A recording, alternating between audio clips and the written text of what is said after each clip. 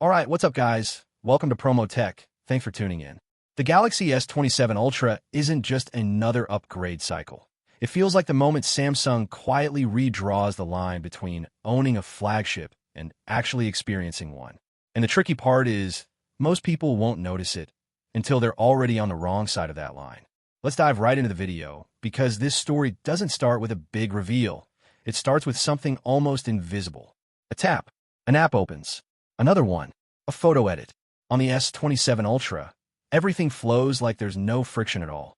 That's UFS 5.0 doing its thing. But here's the catch. It's not just making the Ultra faster, it's redefining what normal speed feels like. Now place it next to a regular S27. Same actions, same apps, but there's a rhythm difference. The Ultra feels immediate. The regular model feels slightly delayed. Not slow, not bad, just enough to notice if you've seen both. And that's where the shift begins. Samsung isn't loudly upgrading one phone. They're quietly repositioning the rest. And then you realize this isn't just about storage. Behind the scenes, something bigger is forming. Two versions of the same chip.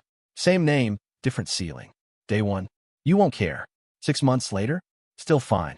But a year in, when updates get heavier, AI gets more demanding, games push harder, that's when the difference starts to show up. It's like buying two identical cars until one of them starts pulling ahead on longer roads. Not because yours is bad, but because it was never meant to go that far. And right when that thought settles in, Samsung introduces something new, the Pro model. On paper, it sounds like just another option. In reality, it reshapes the entire lineup. The Ultra becomes more focused, more note-like, built for people who want everything, including the S Pen. The Pro becomes the new sweet spot. And the base models? They slowly step out of the spotlight. It's not confusing, it's calculated. Because now, the question isn't which Galaxy should I buy.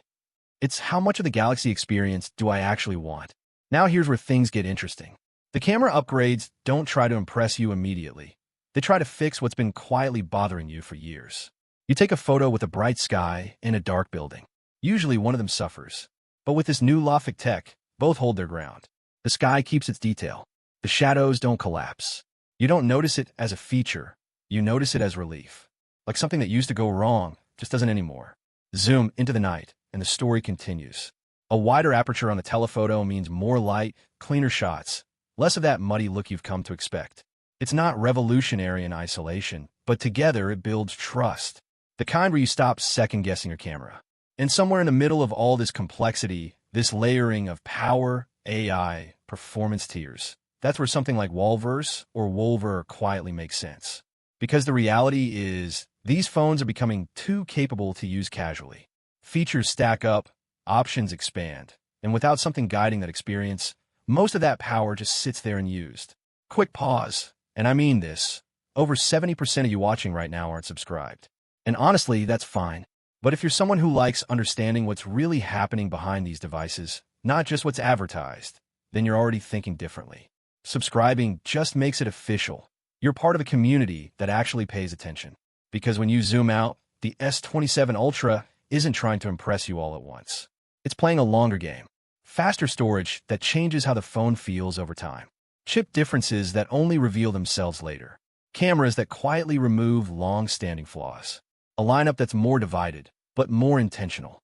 And once you see it that way, it's hard to unsee.